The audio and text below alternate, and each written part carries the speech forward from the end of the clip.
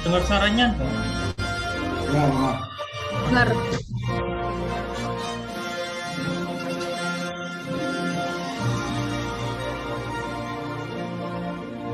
Bentar, kamera semua buka ya, lagu kebangsaan, kamera semua buka ya.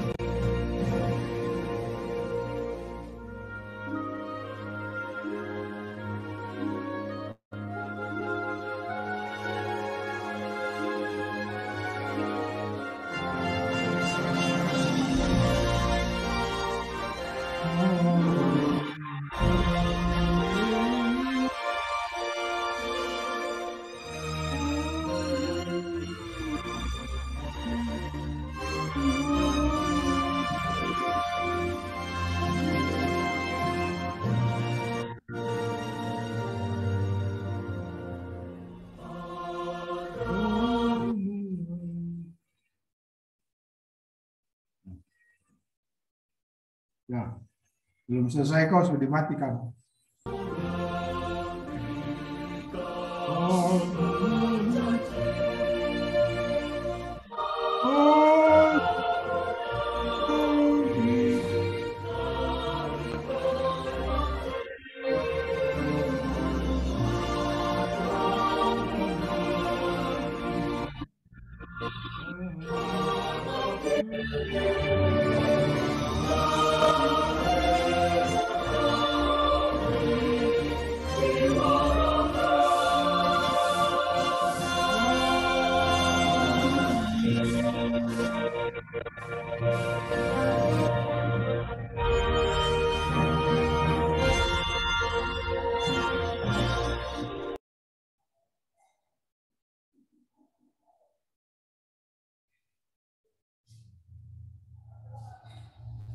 Eh, saya langsung mimpin tuh. Apa, Pak? Ya, lanjut aja. Silakan. Ini sebelum kita memulai pelajaran, mari kita berdoa dulu. Saya akan berdoa menurut agama Katolik. Bagi yang beragama lain, silakan berdoa menurut agama dan kepercayaan kalian masing-masing. Dalam nama Bapa dan Putra dan Roh Kudus. Amin. Eh, Selamat pagi menjelang siang Tuhan. Terima kasih karena kita bisa berkumpul di satu kelas online ini. Tuhan, Tuhan, sebentar lagi kita akan memulai pelajaran PKN hari ini. Berkatilah kami dan juga berkatilah dosen kita Pak Ale yang akan mengajari kita materi hari ini. Terima kasih ya Tuhan, lindungilah kesehatan kami juga ya Tuhan, agar kita bisa lanjutkan dari materi ini. Amin. Dalam nama Bapa dan Putra dan Roh Kudus. Amin. Oke, selamat pagi semua. Ya, bagus doanya. Soalnya lagu kebangsaan kurang bervariasi sedikit. Lagu kebangsaan itu ya mengikuti perkembangan zaman lah. Nanti ketua kelas bisa mintakan videonya di kelas yang pertama tadi. Lagu kebangsaannya mengharukan itu betul-betul sesuai dengan situasi masa pandemi ini. Ya, Baik, Pak. oke.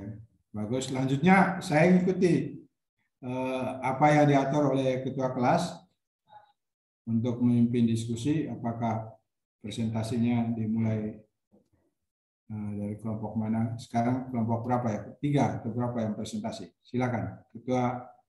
Jadi perkuliahan ini ketika presentasi yang memandu adalah ketua kelas. Nanti setelah itu baru tanggung jawab saya. Ya gitu ya. Iya, baik, Pak.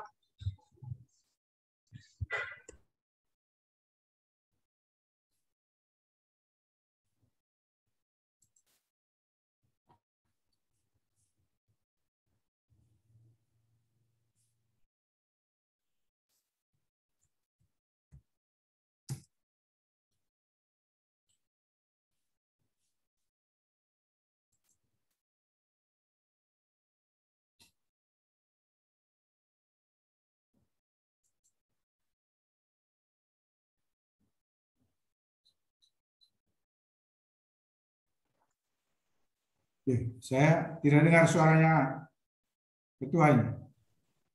Ini Pak, yang presentasi kelompok 4, ini kelihatannya masih dipersiapkan Pak. Oh gitu ya. Ini saya langsung share screen ya. Ya, ini apa? Lain kali ya nanti baru saya ngomong. Lanjut aja. Oke. Ya lanjut ketua.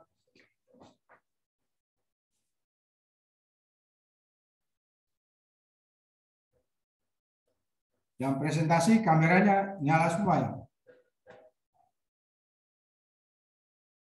Yang presentasi berapa orang? Michael, Dalvin, Timothy.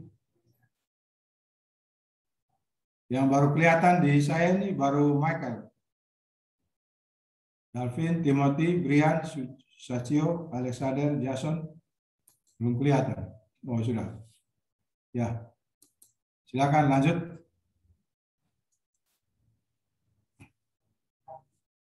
Bisa dimulai, Pak? Ya, saya ikut saja.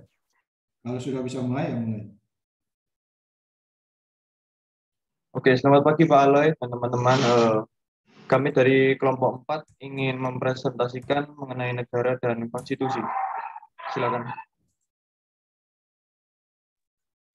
Jadi yang pertama, pengertian negara. Negara adalah sekumpulan masyarakat yang menempati suatu daerah teritorial dan memiliki suatu pemerintahan yang mengurus tata tertib dan mengatur rakyatnya dengan tujuan mempertahankan keutuhan dan kesatuan dan melindungi diri dari ancaman luar. Selanjutnya, unsur-unsur untuk membangun negara. Yang pertama, wilayah. Setiap negara harus memiliki wilayah yang akan dihuni oleh rakyatnya. Biasanya terdiri dari daratan, lautan, udara, atau bisa daratan dan udara saja. Yang tentunya sudah ada batas-batas wilayah yang jelas. Unsur yang kedua, rakyat atau penduduk. Rakyat adalah manusia atau penduduk yang mendiami suatu negara. Rakyat bisa dibedakan menjadi dua, yaitu bukan penduduk yang hanya menetap sementara waktu dalam suatu negara, dan juga ada penduduk yang menetap dan tinggal di negara tersebut. Yang unsur ketiga, pemerintah yang berdaulat. Pemerintah yang berdaulat adalah pemerintah yang mempunyai kekuasaan tertinggi. Pemerintah yang mempunyai kekuasaan tertinggi untuk mengamankan, mempertahankan, mengatur, dan melancarkan tata cara penyelenggaraan pemerintahan negara secara penuh. Unsur yang terakhir, pengakuan dari negara lain. Unsur ini tidak wajib dipenuhi jika suatu negara sudah memenuhi unsur di atas. Dan tanpa pengakuan dari negara lain, maka negara tersebut tetap sah untuk menjadi sebuah negara. Pengakuan dibagi dua, ada pengakuan de facto, pengakuan menurut realita bahwa negara tersebut telah berdiri dan menjalankan kekuasaannya, seperti negara berdaulat lainnya. Kedua, pengakuan de jure, pengakuan terhadap suatu negara yang telah berdiri dan sesuai dengan hukum internasional. Fungsi dan tujuan negara. Negara merupakan suatu bentuk organisasi kekuasaan yang dibentuk guna melaksanakan tugas-tugas tertentu. Dalam hal ini, negara juga mengatur kehidupan masyarakat dengan jelas secara konstitusional untuk mewujudkan ketertiban dan kepentingan bersama. Jadi negara bisa dikatakan sebuah wilayah atau daerah yang berada di permukaan bumi, yang memiliki kekuasaan baik dalam bentuk politik, ekonomi, sosial, budaya, maupun kekuatan militer, yang pelaksanaan kekuasaan tersebut dilakukan oleh pemerintahan. Fungsi negara secara umum. Berikut merupakan penjelasan fungsi-fungsi negara secara umum. Melaksanakan ketertiban. Fungsi negara yang pertama adalah fungsi mengatur dan ketertiban. Fungsi ini sangat penting terutama untuk mencegah bentrokan-bentrokan maupun pertikaian antar warga. Fungsi pelaksanaan ketertiban ini hadir untuk mengatur masyarakat agar tercipta kehidupan bernegara yang baik sesuai dengan tujuan cita-cita negara. Yang kedua, fungsi kemakmuran dan kesejahteraan. Fungsi ini makin penting seiring berjalannya waktu, terutama bagi negara yang menganut paham negara kesejahteraan. Dalam hal ini, negara berupaya agar masyarakat dapat hidup dan sejahtera, terutama di bidang ekonomi dan sosial masyarakat. Untuk itu, negara melakukan berbagai macam upaya seperti pembangunan di segala bidang, serta berusaha untuk selalu menciptakan kondisi perekonomian yang stabil. Yang ketiga, fungsi pertahanan. Fungsi pertahanan menjadi satu di antara fungsi yang sangat penting. Fungsi ini diperlukan untuk menjaga kemungkinan terjadinya serangan dari luar. Jadi, negara wajib mampu melindungi rakyatnya, wilayah dan pemerintahannya dari berbagai ancaman, tantangan, serangan, dan gangguan baik dari dalam maupun dari luar negeri. Maka dari itu pentingnya bagi setiap negara mempunyai alat-alat pertahanan serta personel keamanan yang terlatih dan tangguh. Yang keempat, fungsi keadilan. Fungsi negara ini dilaksanakan oleh badan penegak hukum. Khususnya badan-badan peradilan negara harus dapat menegakkan hukum secara tegas dan tanpa adanya unsur kepentingan tertentu. Negara memiliki fungsi untuk menegakkan keadilan bagi seluruh warganya, meliputi seluruh aspek kehidupan lewat badan-badan peradilan di bidang politik, ekonomi, sosial, budaya, pertahanan, keamanan, dan lain-lainnya. Tujuan negara secara umum, menciptakan keadaan agar rakyatnya bisa mencapai keinginan-keinginan secara maksimal, memajukan kesusilaan manusia sebagai individu dan sebagai makhluk sosial, mencapai penghidupan dan kehidupan yang aman dan tentram dengan taat kepada Tuhan. Pemimpin negara dalam menjalankan kekuasaannya berdasarkan kekuasaan Tuhan, berusaha menyelenggarakan ketertiban, keamanan, dan ketentraman agar tercapai tujuan negara yang tertinggi, yaitu kemakmuran bersama, memelihara dan menjamin terlaksanakannya hak-hak asasi manusia, kemudian kekuasaan penguasaan dibatasi oleh hak asasi manusia. Tujuan negara Indonesia sebagai satu di antara negara berdaulat, Indonesia juga memiliki tujuan negara. Tujuan negara Republik Indonesia tercantum dalam teks pembukaan Undang-Undang Dasar 1945 Alinea keempat. Berikut merupakan bunyi tujuan negara Indonesia pada selengkapnya. Melindungi segenap bangsa Indonesia dari seluruh tumpah darah Indonesia, memajukan kesejahteraan umum, mencerdaskan kehidupan bangsa, ikut melaksanakan ketertiban dunia yang berdasarkan kemerdekaan, perdamaian, abadi, dan keadilan sosial. Pengertian konstitusi. Menurut Kamus Besar Bahasa Indonesia, konstitusi adalah segala ketentuan dan aturan tentang ketatanegaraan. Konstitusi juga dapat diartikan sebagai undang-undang dasar suatu negara. Dikutip dari Encyclopedia Britannica, konstitusi adalah badan doktrin dan praktis yang membentuk prinsip pengorganisasian fundamental negara politik. Unsur-unsur dalam konstitusi. Unsur dalam konstitusi. Unsur konstitusi menurut para ahli. Unsur konstitusi Nurnim Lohman antara lain sebagai berikut. Konstitusi merupakan bentuk dari perjanjian atau kesepakatan masyarakat atau kontrak sosial, sehingga konstitusi yang telah ada merupakan hasil dari kesepakatan masyarakat dalam membina negara serta pemerintahan yang akan mengatur mereka. Konstitusi merupakan dokumen yang dapat menjamin hak asasi manusia yang bermaksud untuk melindungi serta menjamin atas hak-hak manusia serta warga negara yang juga digunakan dalam menentukan batasan-batasan dan hak serta kewajiban warga ataupun alat-alat pemerintahannya. Konstitusi merupakan forma regimenis atau kerangka pembangunan pemerintahan. Unsur-unsur dalam konstitusi. Unsur konstitusi menurut Sri Sumantri antara lain, konstitusi mengatur tentang perlindungan hak asasi manusia serta warga negara. Konstitusi mengatur mengenai bentuk ketatanegaraan yang mendasar bagi sebuah negara. Konstitusi menjadi pembatas serta pembagian tugas-tugas mendasar dalam ketatanegaraan. Unsur konstitusi menurut C.F. Strong adalah berikut ini. Konstitusi memuat tentang cara mengatur berbagai macam institusi. Konstitusi memuat tentang macam-macam kekuasaan yang diberikan kepada institusi tersebut. Konstitusi memuat tentang strategi apa yang digunakan dalam melaksanakannya.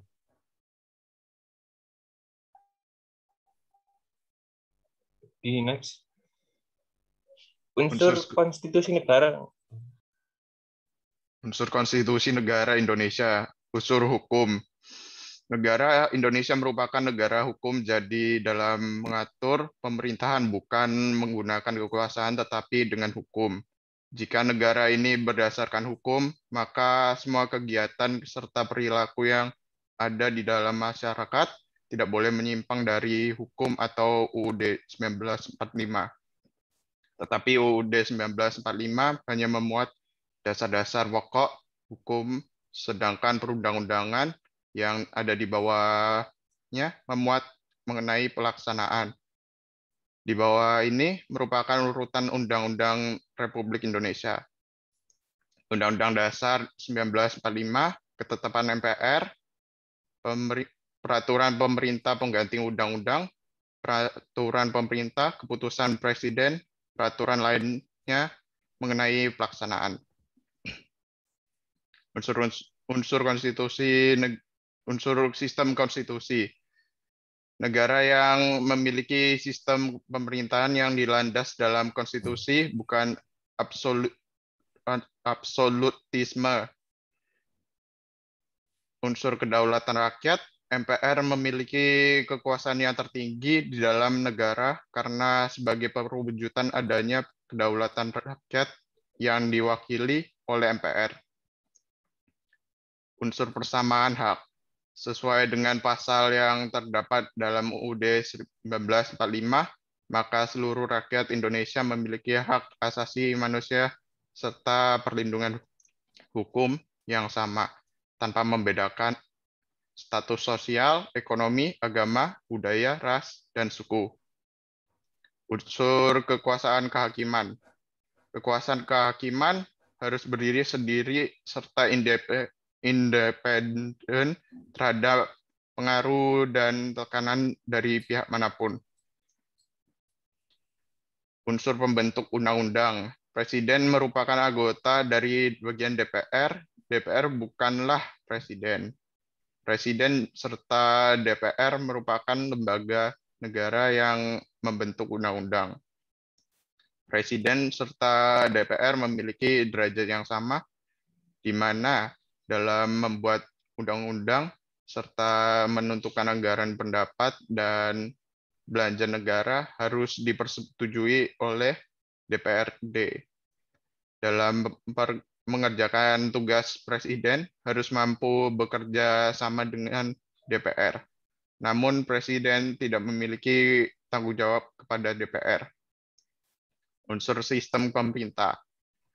Presiden memiliki wewenang dalam menyusun kabinet serta para menteri memiliki tanggung jawab terhadap presiden.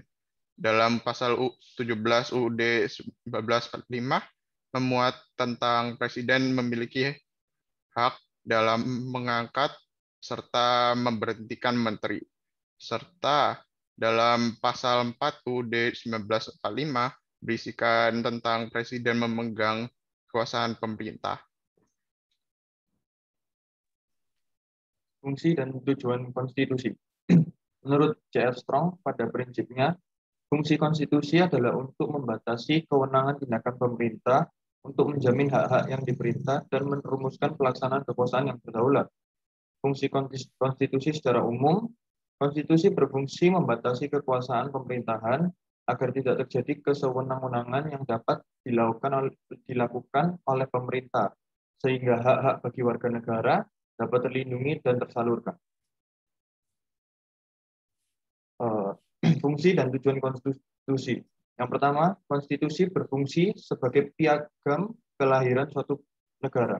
Yang kedua, fungsi konstitusi sebagai sumber hukum tertinggi. Yang ketiga, fungsi konstitusi sebagai alat membatasi kekuasaan.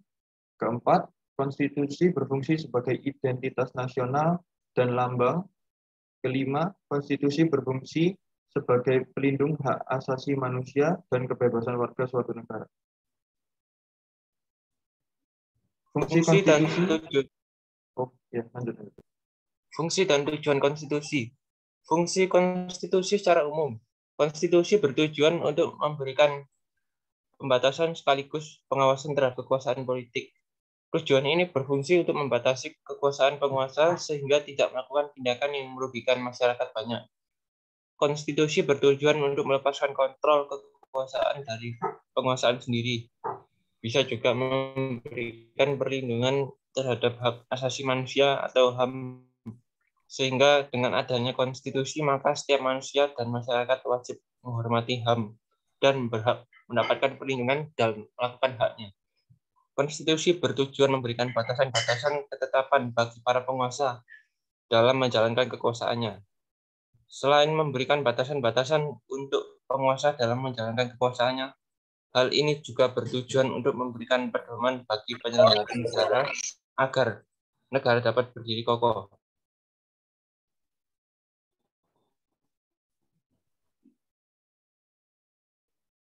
Peran konstitusi dalam kehidupan bernegara. Konstitusi berperan sebagai dasar pembentukan negara. Secara istilah, konstitusi diartikan sebagai pembentukan. Asal penggunaan kata pembentukan sebagai makna dari istilah konstitusi berawal dari terjemahan kata constituer, bahasa Prancis yang memiliki arti membentuk dalam artian membentuk suatu negara. Dengan demikian, dapat dikatakan bahwa konstitusi mengandung arti berawalnya segala aturan atau kaidah dasar mengenai hal-hal untuk membentuk suatu negara. Konstitusi berperan sebagai perekat bangsa. Konstitusi merupakan bentuk konsensus yang mencerminkan keanekaragaman dalam suatu ikatan kebangsaan dan kenegaraan. Heterogenitas dalam kehidupan bernegara diakui dan dilindungi keberadaannya. Heterogenitas ini menuntut adanya sikap saling menghargai dan menghormati di antara warga masyarakat. Sikap ini dibutuhkan guna meraih cita-cita dan tujuan negara. Next.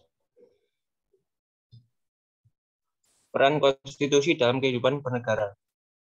Konstitusi berperan sebagai hukum dasar.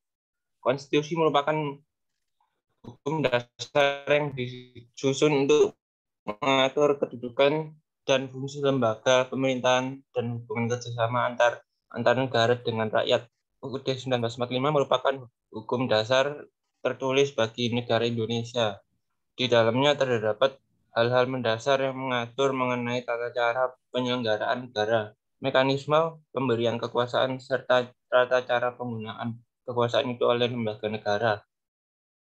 Konstitusi sebagai pelindung HAM dan hak-hak negara. Konstitusi pada hakikatnya disusun mencegah terjadinya penyalahgunaan kekuasaan negara yang dapat berakibat pada adanya pelanggaran HAM dan hak warga negara. Hal ini berdasarkan kilasan sejarah yang menunjukkan banyaknya jenis-jenis pelanggaran hak asasi manusia yang ditimbulkan akibat penyalahgunaan kekuasaan yang digunakan oleh penguasa. Maka dari itu, peran konstitusi dalam sebuah negara sangatlah penting. Next, lanjut yang lainnya. Peran konstitusi dalam kehidupan bernegara.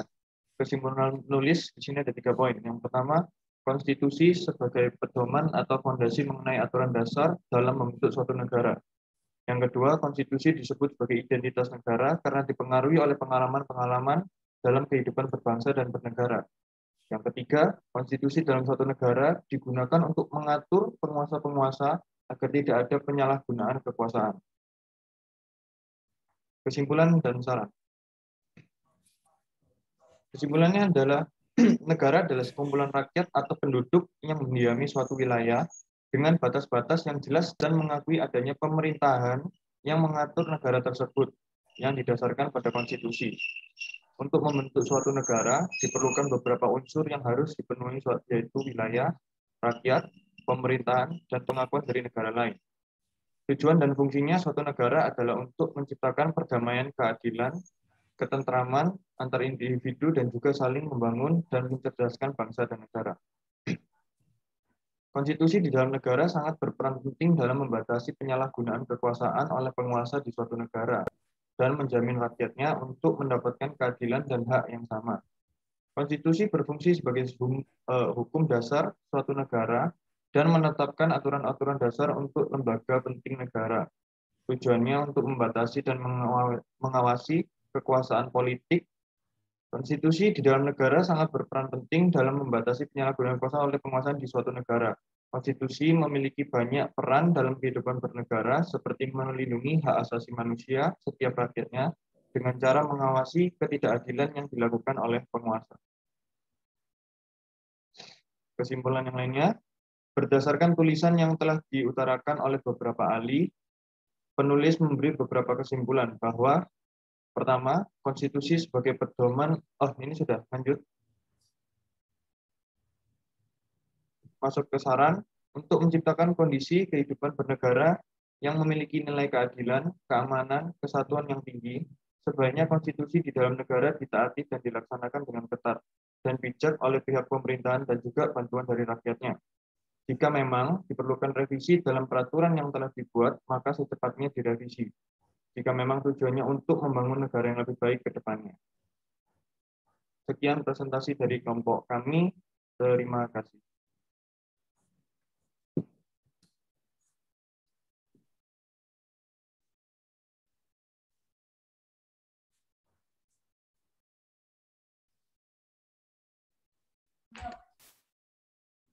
Ini apakah boleh mungkin bertanya ya, Pak? Ya, kan sudah ada tugas, ada bagian penyangga. Ya, sudah dibagi tugas kan? Oh iya ya. Ya, silakan.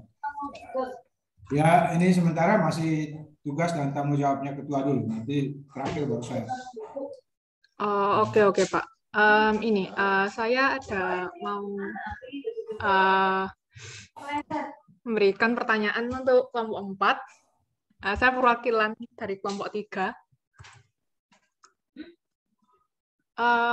Pertanyaannya gini, konstitusi tadi itu kan seperti intinya tuh seperti peraturan dan perundang-undangan seperti itu kan, yang membangun negara.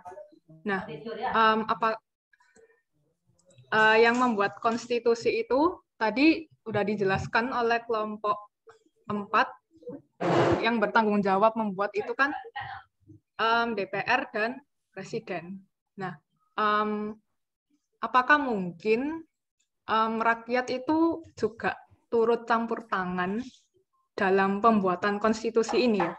Karena konstitusi ini kan peraturan perundang-undangan yang gunanya untuk membangun negara. Nah, sebagai kesatuan itu apakah hanya DPR dan Presiden yang membuat ataukah ada campur tangan rakyat juga yang ikut membuat dalam konstitusi itu? Itu sih pertanyaannya.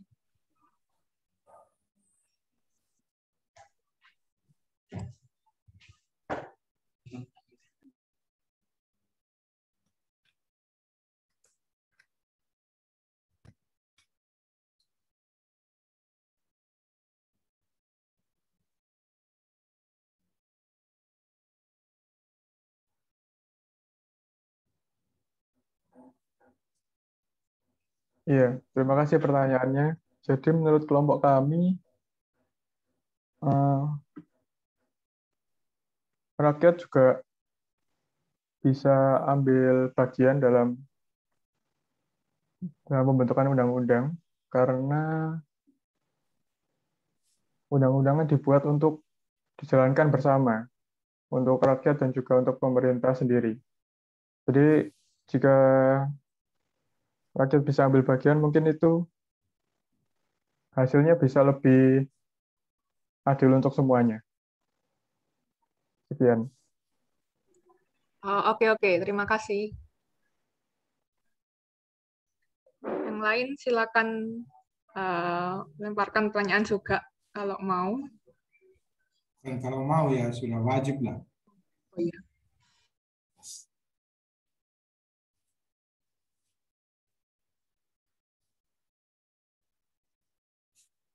Ini giliran yang beri pertanyaan kelompok berapa aja yang jadi penyangga? Menurut urutan yang saya buat kemarin, Pak, saya mengurutkannya itu kelompok 1, 3, dan 5. Tadi saya perwakilan dari kelompok 3, Pak. Ya, kelompok satunya mana? 5. Nanti bergantian.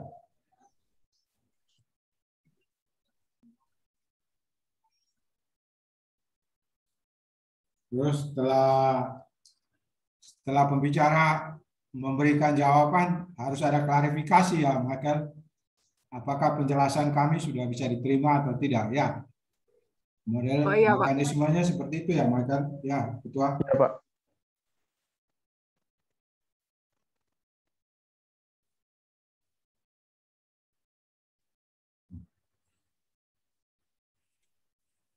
Visi, saya mau tanya. Dari kelompok mana? Saya perwakilan dari kelompok 1, nama saya Andi Karunia. Oke, saya ingin menanya pada kelompok 4 tentang ini. Dikatakan di saran itu dia apabila konstitusi itu ditaati dan dilaksanakan dengan ketat dan bijak oleh pihak pemerintahan dan juga bantuan dari rakyatnya.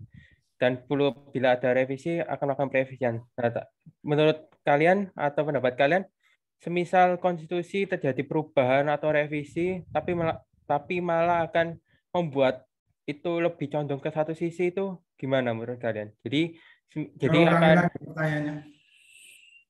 Semisal kan dikatakan di saran ini kan konstitusi dalam negara harus ditaati dan dilaksanakan dan bijak oleh pihak pemerintah dan juga bantuan dari rakyat. Nah, jika memang perlukan revisi, maka peraturan akan direvisi. Tapi pertanyaan saya, bila pemerintahan di konstitusi itu melakukan revisi, tapi dia lebih mencondongkan ke salah satu itunya kayak pemerintah atau pemerintahannya dan merugikan yang lainnya. Nah, itu kan terjadi kayak percekcokan antara rakyat dengan pemerintahan. Nah, itu pendapatnya gimana? Misal terjadi prevision seperti tersebut. Dari saran kalian itu. Terima kasih.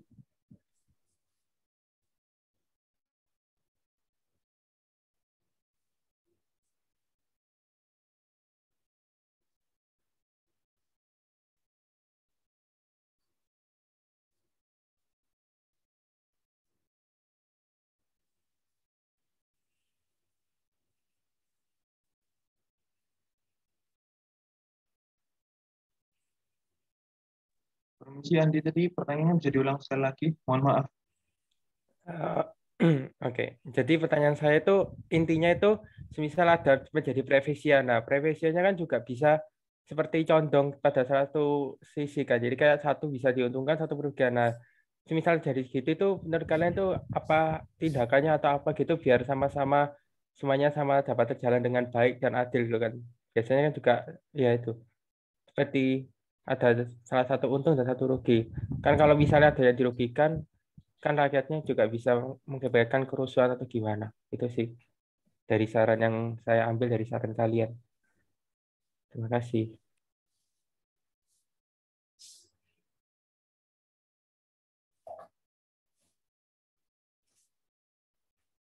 Ya, jadi revisi itu pokoknya sebagaimana pokoknya konstitusi ini bisa diterima oleh semua orang. Begitu, Andi.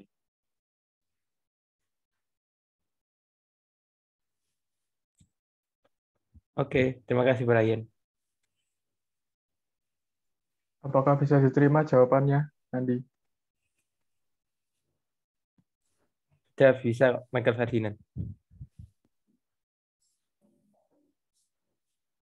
Ya, terima kasih.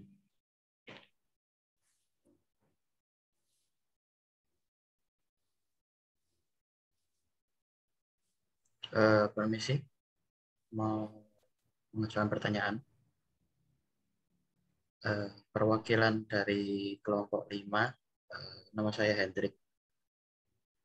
Mengenai konstitusi negara yang sangat penting itu tadi, tapi kan terkadang konstitusi itu cenderung terkadang nggak kokoh pondasinya, jadi masih banyak yang melanggar dan segala macam itu. Caranya gimana supaya negara bisa tetap kokoh dan konstitusi itu dapat berjalan dengan seadanya, dengan senormalnya. Terima kasih.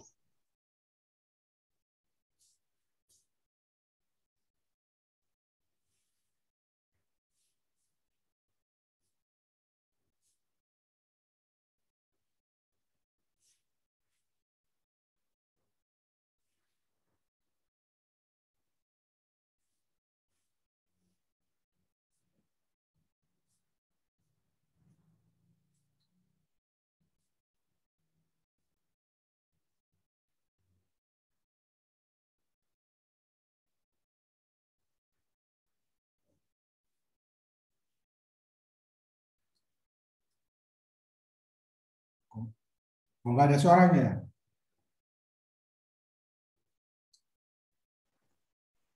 Iya, sebentar Pak, sedang berdiskusi.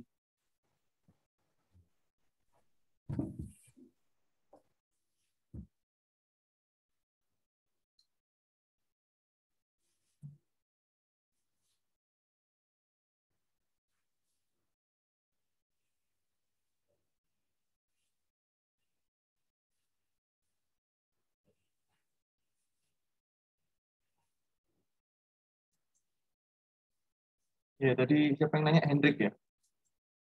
Iya. Ya, tadi pertanyaannya kalau gimana caranya supaya konstitusi bisa berjalan dengan lancar ya? Iya, supaya konstitusi bisa tetap kokoh dan berjalan dengan lancar. Oke, kalau dari berdasarkan dari tim kami, kalau konstitusi sampai saat ini juga masih belum berjalan dengan lancar. Jadi kalau ingin suatu konstitusi itu biar bisa kokoh atau bisa ditaati oleh semua orang, yang pasti satu hal yang pasti butuh kesepakatan dari warga negara itu sendiri sih, supaya yang menaati aturan ini tidak ada keberatan secara individual gitu. Jadi tidak terjadi sebuah bentrokan atau yang kejadian-kejadian yang memicu anarkisme seperti itu.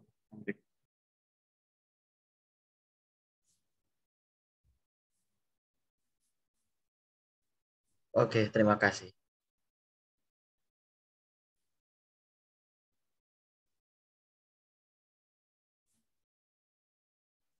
Permisi, saya Agatha dari kelompok 1. Mau tanya, kan tadi salah satu unsur konstitusi negara itu unsur hukum, mana negara Indonesia itu merupakan negara hukum. Jadi dalam mengatur pemerintahan bukan menggunakan kekuasaan tetapi dengan hukum. Nah, tapi kan pada kenyataannya itu kan banyak kasus yang mana rakyat kurang mampu itu hukumannya bisa dibilang nggak adil kalau dibandingkan sama koruptor yang mana mereka dari orang-orang kalangan atas.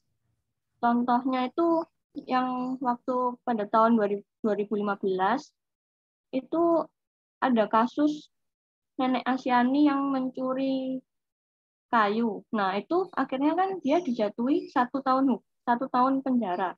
Sedangkan menurut pada tahun 2013 itu Indonesia Corruptor Watch mencatat bahwa rata-rata hukuman vonis koruptor itu berupa hanya 2 tahun 11 bulan penjara. Nah, itu kan berarti kan tidak adil ya. Kalau menurut kelompok kalian itu solusinya gimana? Udah, gitu. Terima kasih. Jadi kelompok berapa yang beri pertanyaan? Kelompok 1, Pak. Mantap, mantap. Ya, silakan.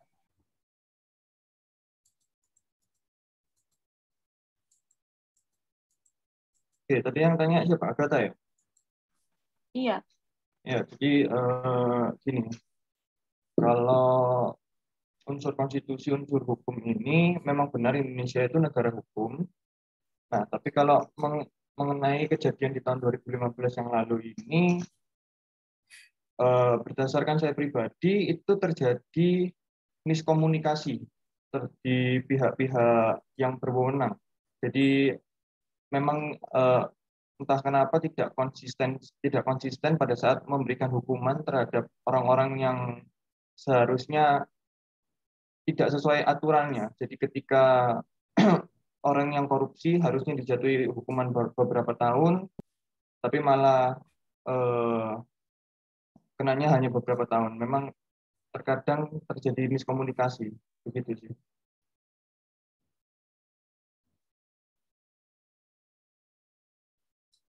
Terus kalau solusinya dari kelompok kalian gimana? Menurut kelompok kami, mungkin sebaiknya pemerintah lebih waspada untuk memantau pihak-pihak yang berwajib dalam melaksanakan tugas dan aturan yang berlaku. Sebaiknya bisa diawasi lebih ketat dan dipantau lebih teliti, gitu. Oh, oke. Ya, terima kasih jawabannya. Permisi, saya perwakilan dari kelompok 3, juga Salim. Tadi di penjelasan teman-teman, salah satu fungsi hukum adalah untuk melindungi hak asasi manusia. Karena itu kan di Undang-Undang Dasar ada yang mengatur tentang HAM dan salah satu isinya setiap manusia berhak untuk hidup.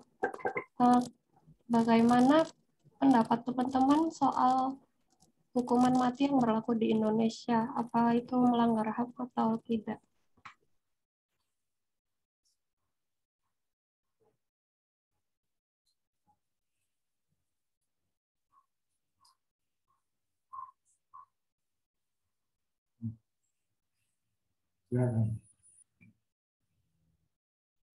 Saya menjawab. Karena hukuman mati dianggap melanggar hak yang paling dasar bagi manusia, yaitu hak untuk hidup dan memperbaiki kehidupannya. Sayangnya hukuman ini itu juga melanggar hak untuk hidup yang diatur dalam Deklarasi Universal Hak Asasi Manusia atau Universal Declaration of Human Rights atau DUHAM. Ya, menurut saya itu pendapat saya. Apakah menjawab?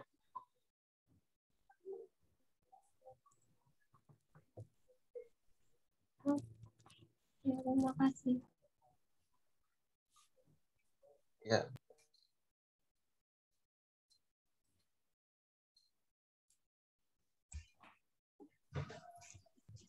Oke, apakah masih ada yang ingin bertanya?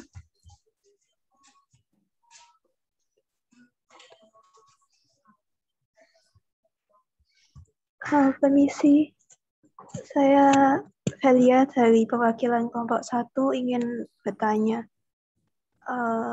Saya ingin bertanya mengenai terkait HAM.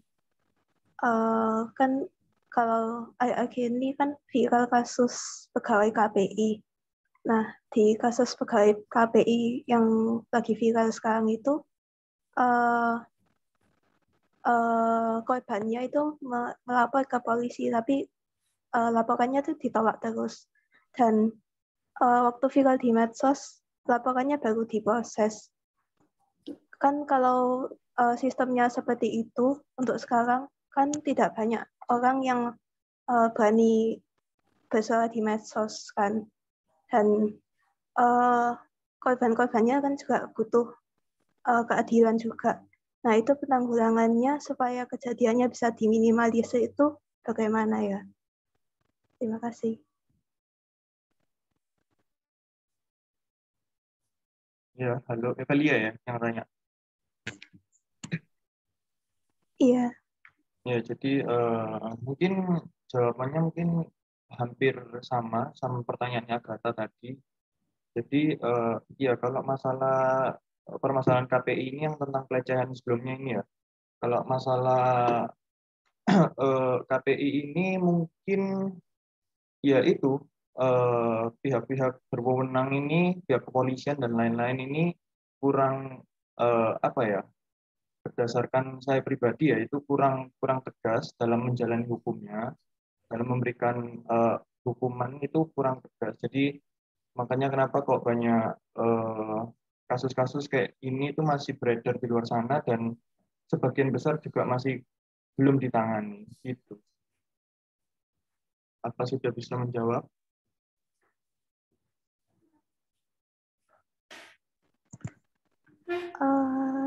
Ya, cukup menjawab. Terima kasih.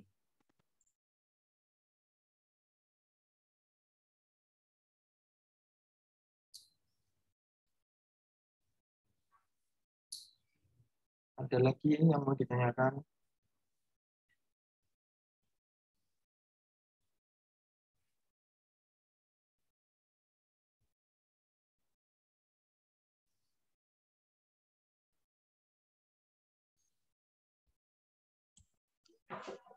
Kelihatannya tidak ada.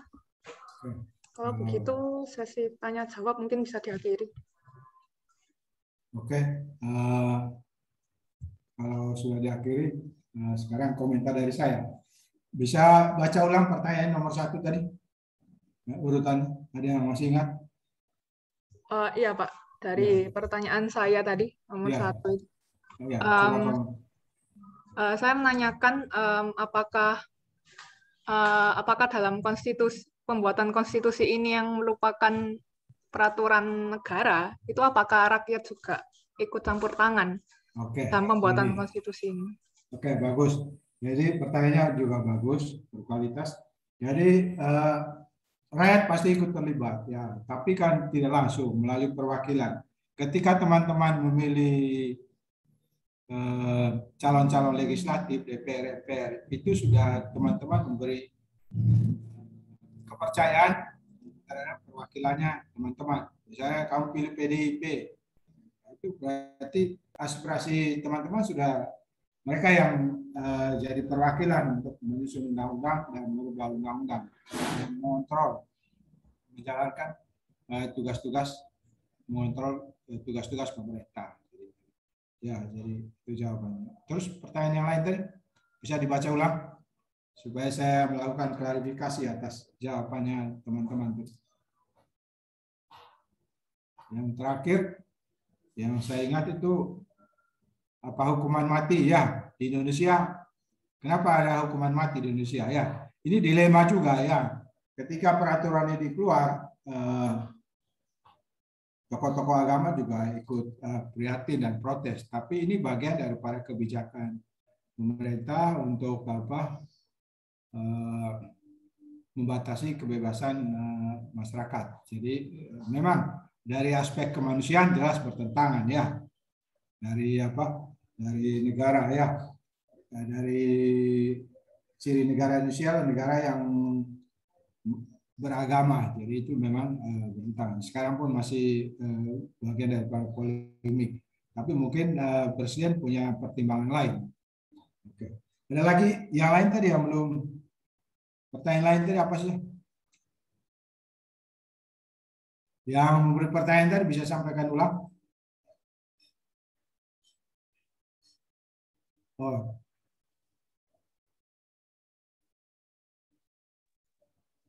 Tentang saran merevisi itu juga betul. Tapi revisi ini yang menjalankan revisi ini adalah DPR ya.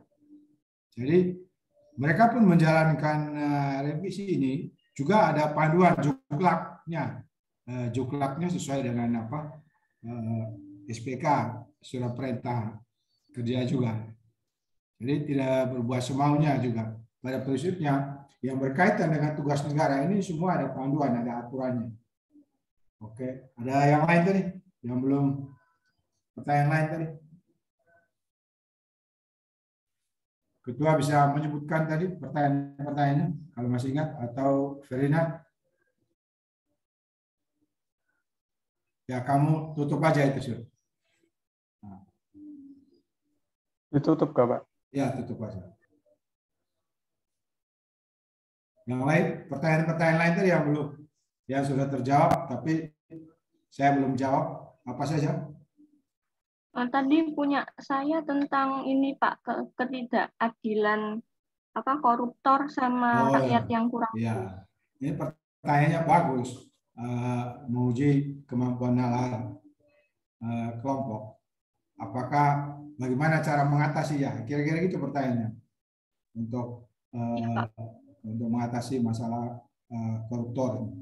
Kalau orang kecil langsung hukumannya ini. Jadi begitu koruptor besar yang memakan uang negara, hukumannya tidak jelas. Ya, ini yang dimaksudkan politik. Bahwa konstitusi peraturan dimasuki oleh unsur-unsur politik. Ya, kalau tidak jelas itu berarti ada unsur politiknya yang mungkin berkaitan dengan kepentingan-kepentingan. Jadi solusinya ya tetap tegakkan peraturan. Selain itu juga moral kesadarannya itu harus ditanamkan betul. Nah, mungkin zaman kamu nanti barangkali koruptornya agak berkurang karena mulai sekarang di lembaga pendidikan dari SD SMP ada mata pelajaran atau mata kuliah anti korupsi. Dan mudah-mudahan nanti bisa menjadi solusi. Tapi kalau untuk pejabat sekarang, dalam arti mungkin hanya bisa mengurangi, membersihkan sekali masalah korupsi ini. Saya kira memang belum mungkin kan. Mungkin kalau kesadaran beragama itu sangat tinggi, barangkali itu bisa diatasi. Ya. Ada lagi pertanyaan yang lain tadi?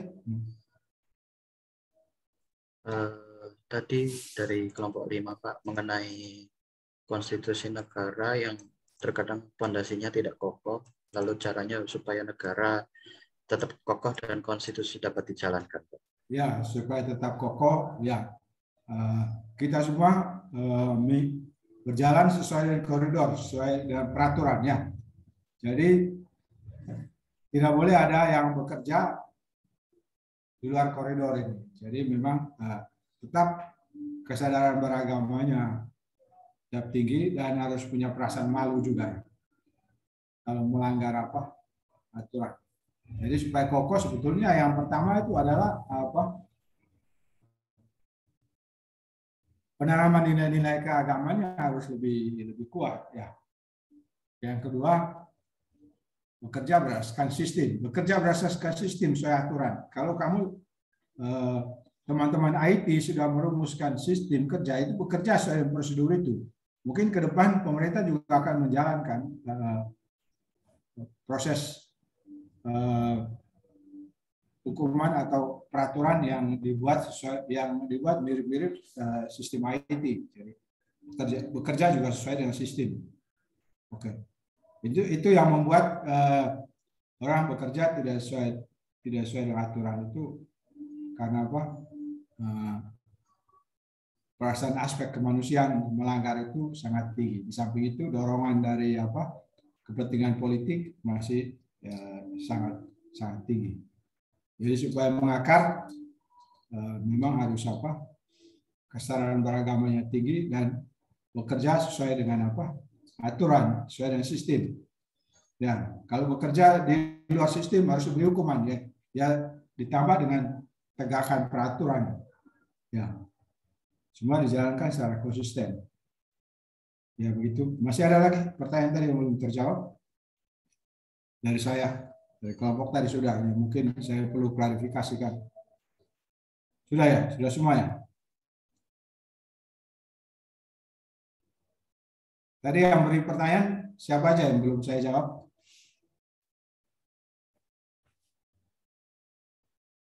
Halo? Sudah mungkin, Pak. Oh, belum ya? Ya, silakan. Coba sebut ulang pertanyaannya. biar clear. Ini Pak yang permasalahannya pegawai KPI itu Pak yang melapor tapi tunggu harus viral di medsos dulu baru diproses. Ya itu kan, nah inilah mental pegawai kita ini kan, makanya tugasnya Presiden Jokowi dalam periode terakhir ini juga adalah meningkatkan kerja SDM yang profesional ya.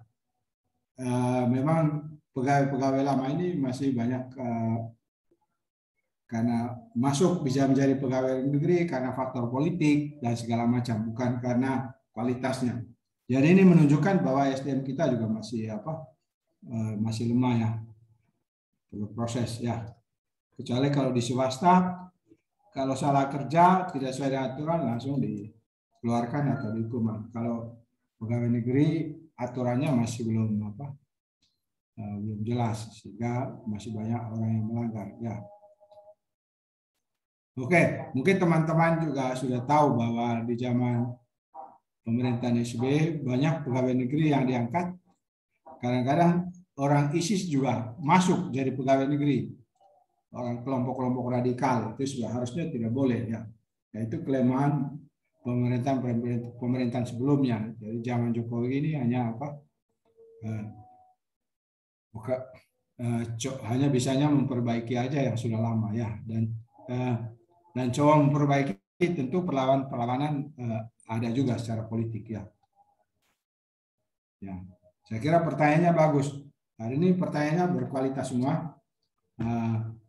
Pemakalannya juga sudah bagus, secara konsepnya bagus. Hanya belum dilengkapi dengan review jurnalnya. Ya, Ferinas, Michael. Iya, Pak. Ya, kenapa makalah itu saya minta lebih dulu diberikan kepada saya sebelum presentasi, supaya saya memberikan masukan untuk melengkapi ya. Nah, jadi kan saya beri contoh cara mereview jurnal dan caranya ya. Jadi kita belajar bekerja sesuai dengan standar hukum, standar keilmuan.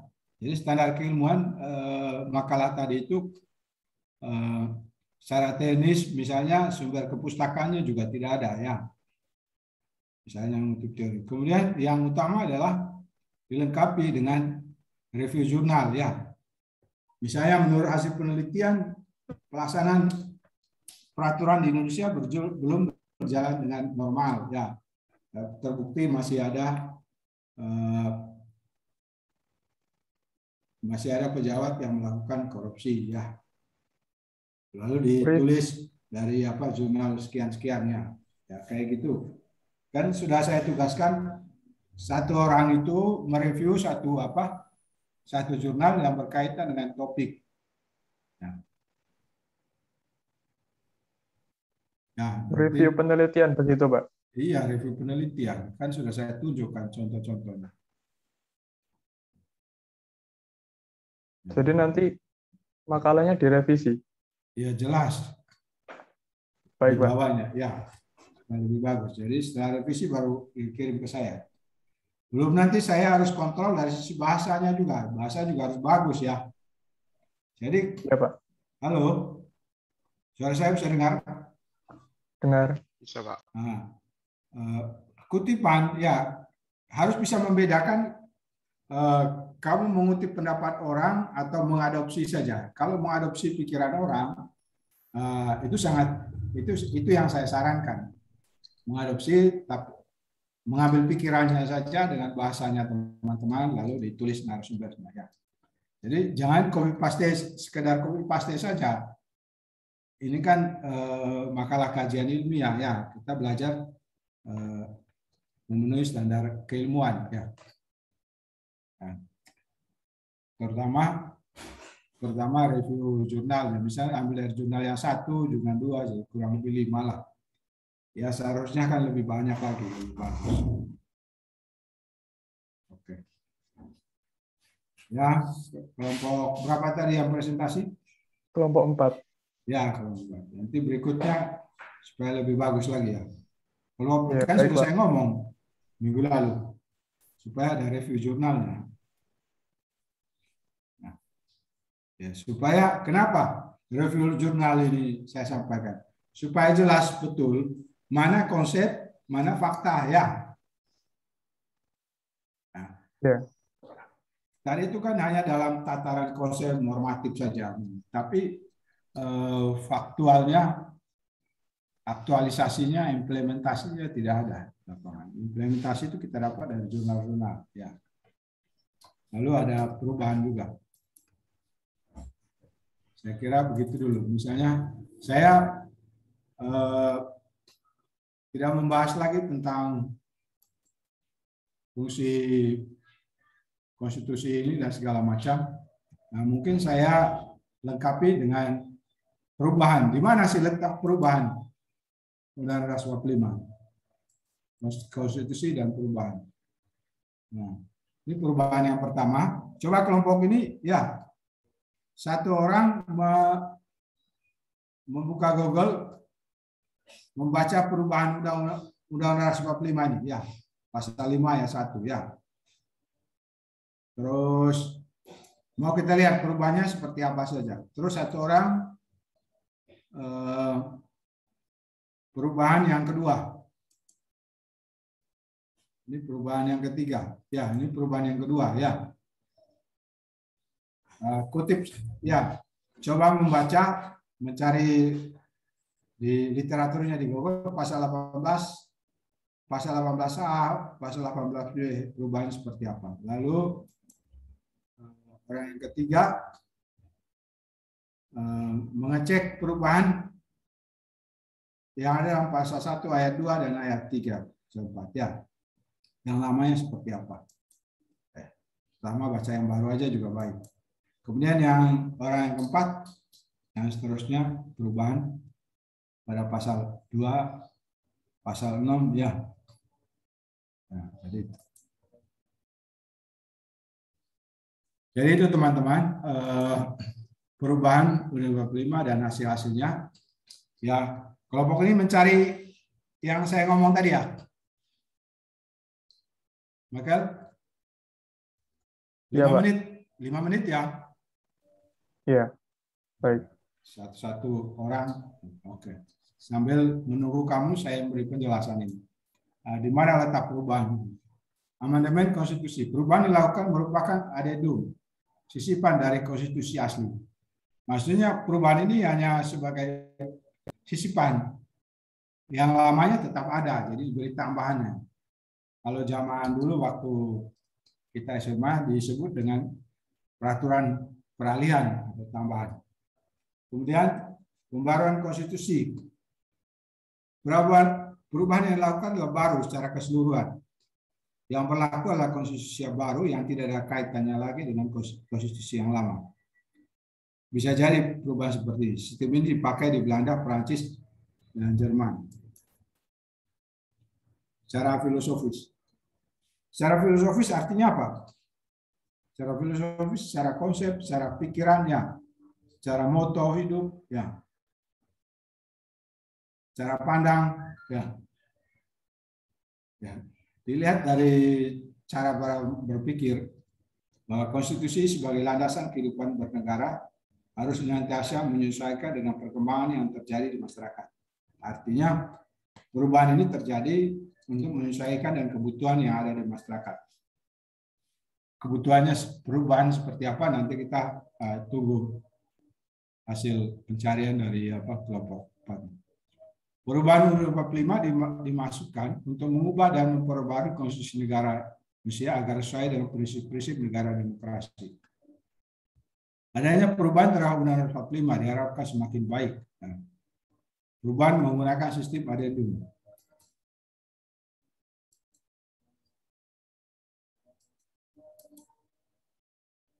Jadi ada 4 perubahannya. Perubahan pertama sidang MPR tahun 99. Hasilnya pertama MPR dalam sidang umum tahun 99 mengeluarkan putusan mengenai Undang-Undang 45 dengan perubahan yang kemudian dikenal dengan perubahan pertama. Perubahan pertama itu tertuang dalam pasal 5 ayat 1, pasal 7 ayat pasal 7, pasal 9, pasal 3 ayat 2, pasal 14, pasal 15, pasal 17, dan seterusnya. Perubahan pertama yang telah diamandemenkan sebanyak 9 pasal. Kemudian perubahan yang kedua, pasal 18, pasal 18A, 18B, pasal 19, dan seterusnya. Perubahan yang ketiga, pasal 1 ayat 2, 3, ya pasal 4 ya, dan seterusnya.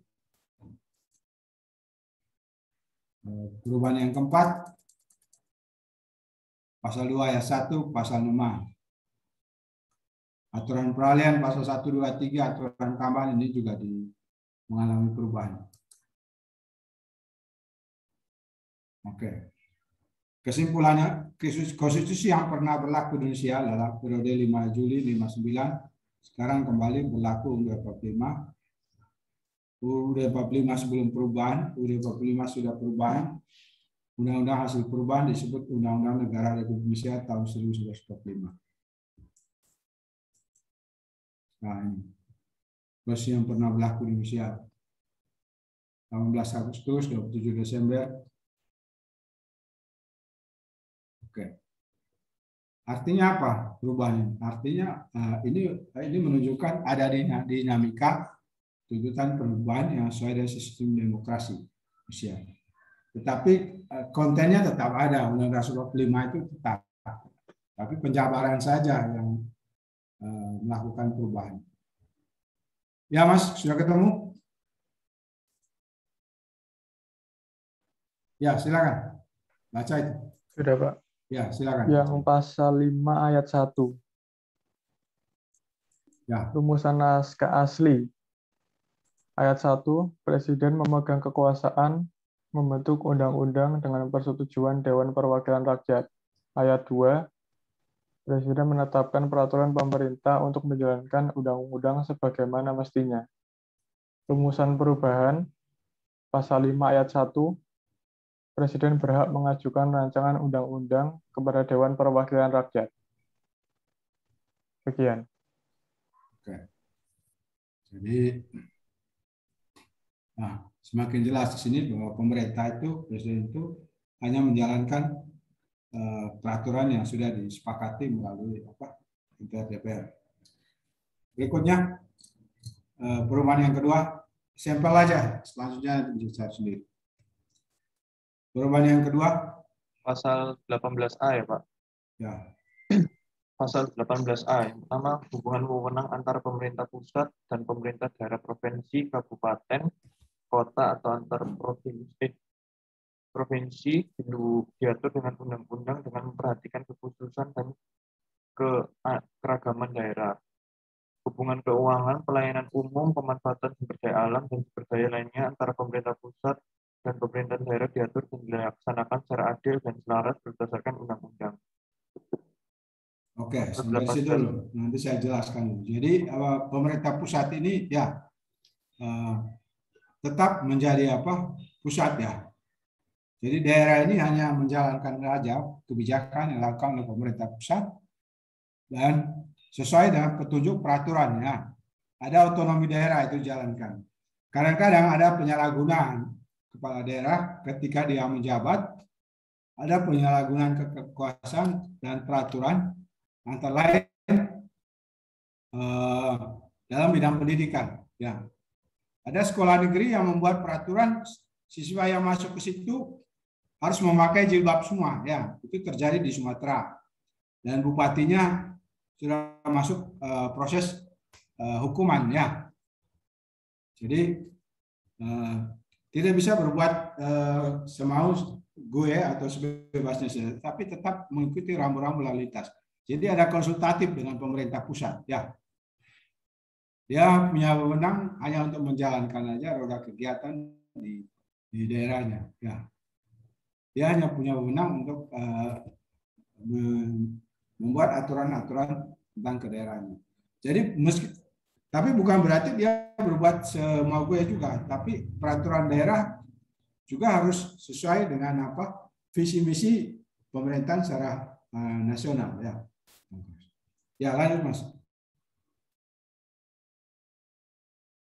Ya, lanjut. Lanjut, Pak. Ya. Oke, pasal 18B.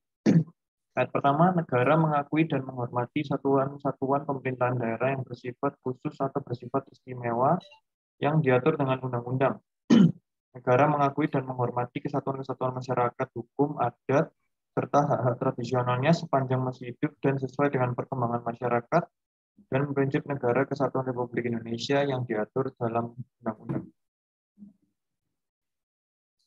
Ya, ini menunjukkan bahwa pemerintah harus bekerja sesuai dengan peraturan. Pemerintah juga bisa melindungi rakyatnya dengan aturan yang ada ini. Ya, lanjut Mas. Berikutnya. Saya, Pak. Ya. Menurut Amanat Undang-Undang Dasar 1945 Pasal 20A ayat 1 menyebutkan bahwa memiliki fungsi legislasi, fungsi anggaran, dan fungsi pengawasan. Dalam rangka meningkatkan penguatan dan pengefektifan kelembagaan DPR RI serta mendukung tugas dan wewenang DPR RI, khususnya dalam fungsi pengawasan, maka dalam Undang-Undang Nomor 2 Tahun 2018 tersebut pasal 112A sampai dengan pasal 112G telah dibentuk Badan Akuntabilitas Keuangan Negara BAKN yang ditetapkan menjadi salah satu alat kelengkapan Dewan AKD DPR RI pada periode 2014 sampai 2019. Lanjut, saya kira tidak ada masalah. Lanjut.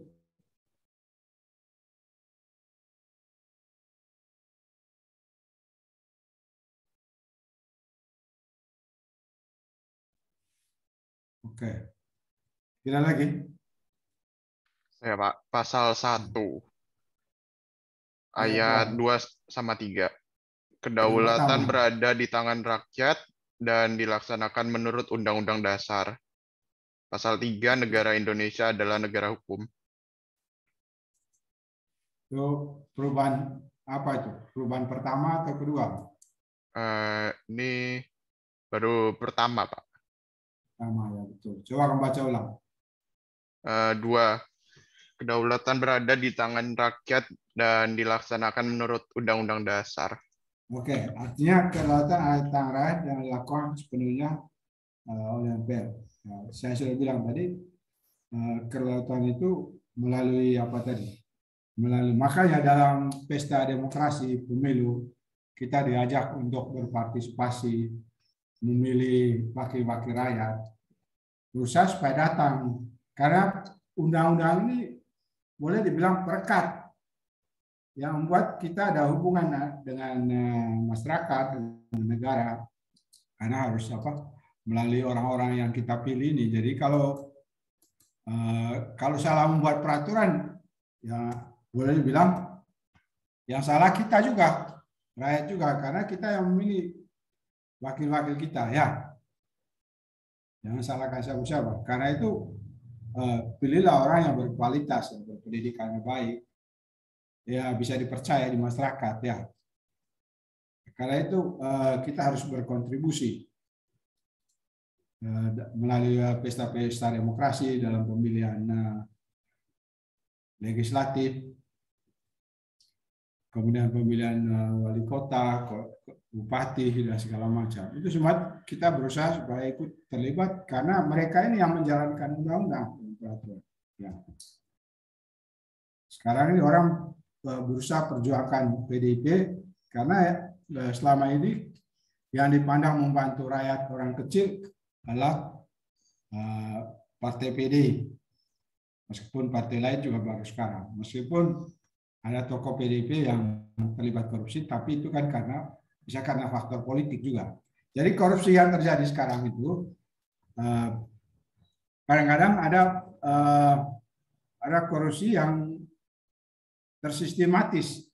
Tersistemik itu artinya sudah sudah terancana, sehingga menjawab pertanyaan teman-teman tadi, sekaligus menjawab teman-teman tadi, sehingga terkesan diam dan melindungi. Karena itu ada bentuk yang tersistemik sedikit berkaitan dengan kepentingan partai politik ya. Oke, ada pertanyaan lagi? Ada lagi yang mau dibaca?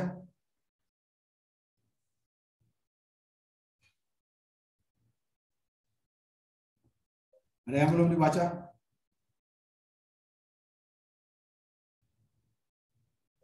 Oke, saya kira sudah semua, Pak. sudah semua. Ini kuliah kita masih berapa menit? Sampai jam 12:10, Pak. Oh, ya. Oke, sekarang mungkin saya beri kesempatan untuk kamera semua buka, mungkin supaya semua fleksibel. Saya beri kesempatan teman-teman untuk berdialog atau wawancara, bukan wawancara, maksudnya tanya jawab, mungkin berkaitan dengan tugas atau mekanisme diskusi ya. Oke, tadi mekanisme diskusi tanya jawab memang lebih bagus itu yang sudah presentasi yang memberi pertanyaan yang menjadi penyangga. Tapi tergantung kelompok ini. Kalau seperti tadi menurut saya kalau mekanisme seperti itu juga bisa membatasi teman-teman yang mau ingin bertanya. Jadi kita harus beri kebebasan semua. Oke. Menurut kelompok ini, menurut kelas ini mekanisme diskusinya, presentasi sama ini mau tetap dengan pola seperti ini atau dibuat dinamika yang lebih maju sedikit?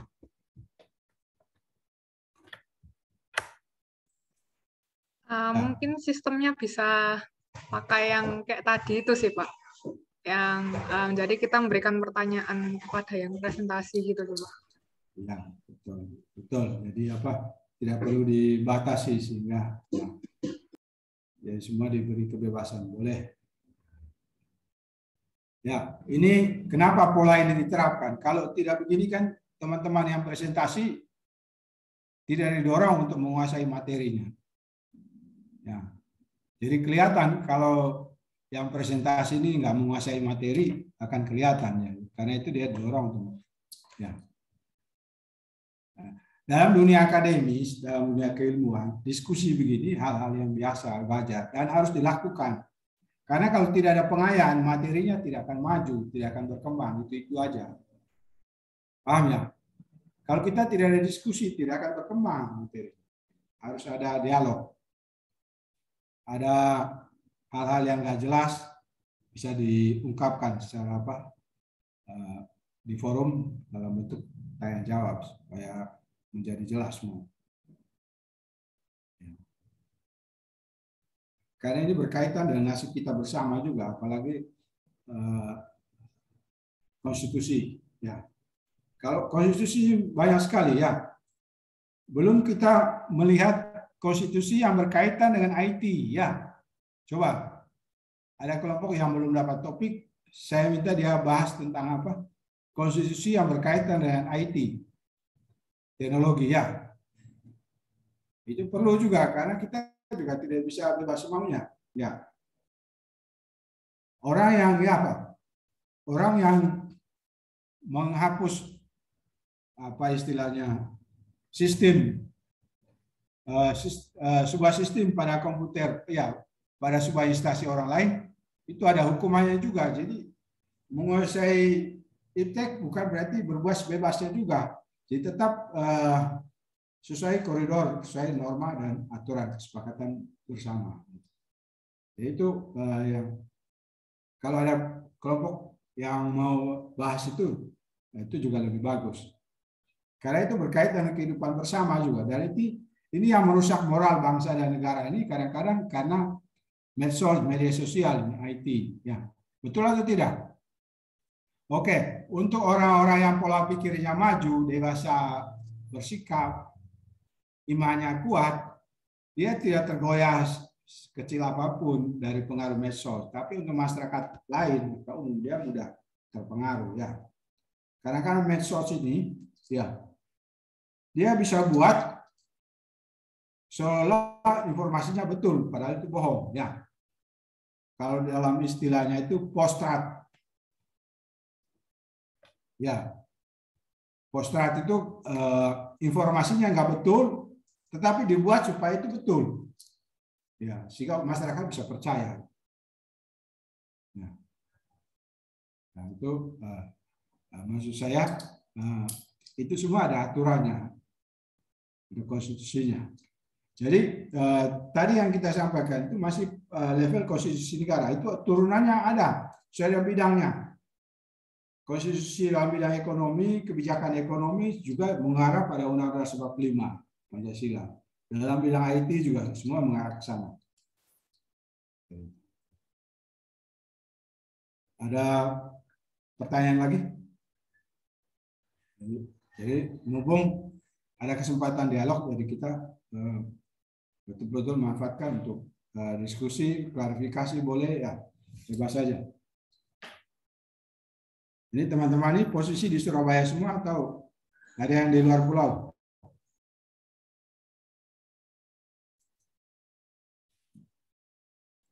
Ada yang di luar, Pak. Ada yang di luar, ya. Yang ngomong ini ada di luar atau di dalam? Di Surabaya? Di luar Surabaya. Nah, Giri di mana? Kalimantan Tengah. Kalimantan Tengah apa? Pontianak? Sampit. Sampit. Wih. Tapi di sana jaringannya udah bagus ya? Kadang bagus, kadang jelek gitu, Pak. Ya, tapi sebentar kalau ibu kota negara dipindahkan ke Kalimantan, Kalimantannya tambah maju sih. Karena di sana pasti akan mendirikan kantor pemerintahan dan instansi pemerintahan dan kantor swasta juga. Ya, saya kira supaya Jakarta jangan terlalu padat terus juga. Ya, panas. Iklimnya nggak bagus ya. Sudah Jakarta sudah nggak kondusif, jadi memang saya setuju tuh kalau ibu kota negara pindah ke Kalimantan karena memang padangnya daratannya sangat luas ya. Sampit berarti tapi tidak kena dengan ini ya, ibu kota negara ini. Ibu kota negara Kalimantan Timur ya.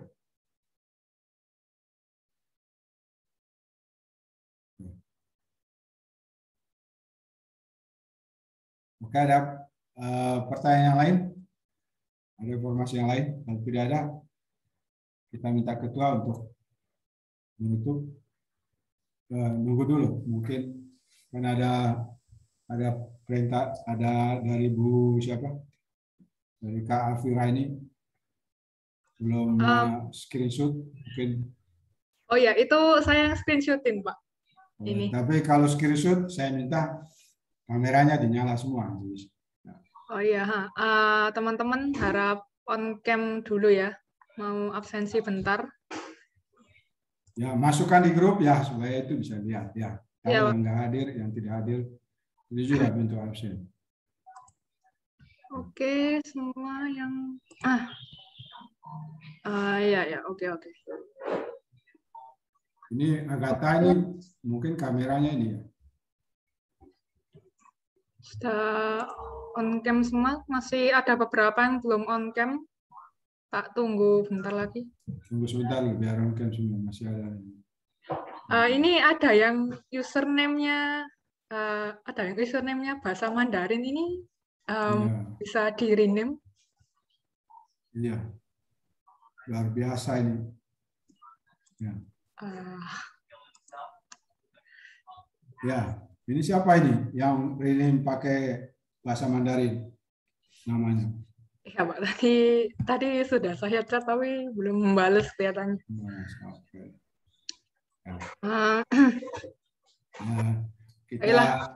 Ya, ini selingan itu kita ngomong korupsi-korupsian pemerintah, moral pemerintah, tapi kita sendiri juga harus mau berubah ya untuk semuanya ya. Ya kalau begini kan juga tidak menghargai kebersamaan, jadi kebersamaan yang kamera nyala semua. Ya, silakan. Ya, oke Pak. Saya mulai screenshot aja ya. di halaman 1, siap-siap pose. 1, 2, 3. Oke, tahan dulu posenya. Untuk halaman 2, 1, 2, 3. Oke, sudah, Pak. Baik, Ketua silakan tutup dengan doa dulu baru kita kirim. Saya akan memimpin doa aja, Pak. Biar apa? Enggak patah ganti.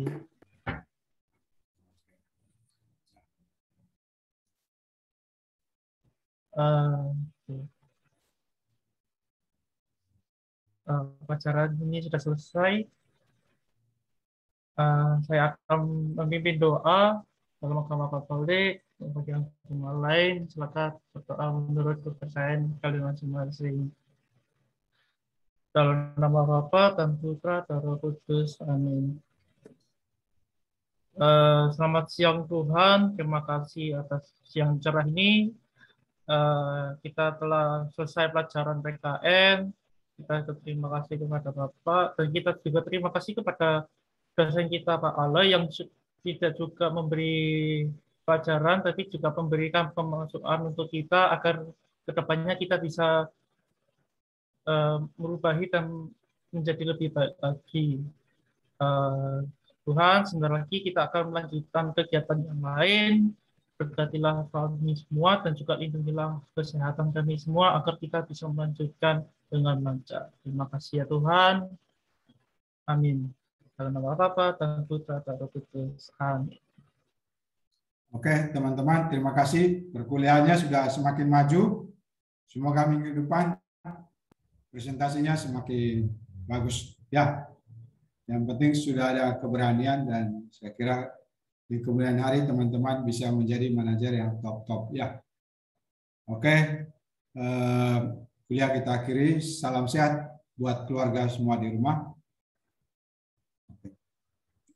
Terima kasih, Pak. Terima kasih, Pak. Terima kasih, Pak. Ya, salam sehat. Terima kasih, Oke, saya Pak. tutup. Oke.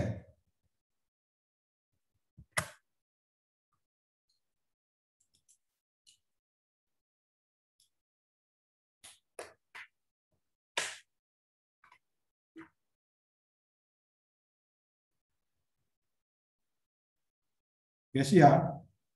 Iya, Pak. Nah, ini apa?